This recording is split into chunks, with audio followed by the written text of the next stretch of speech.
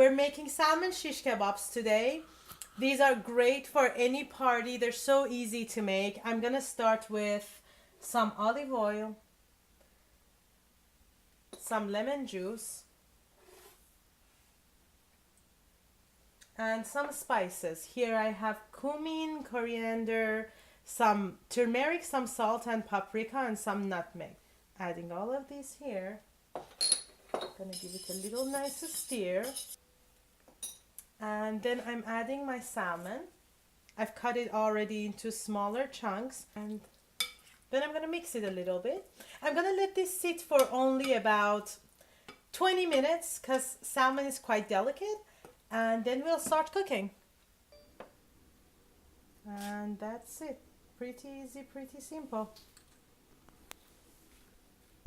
Our salmon shish kebabs are ready. This is a great dish for a family dinner. Super easy to make and absolutely delicious.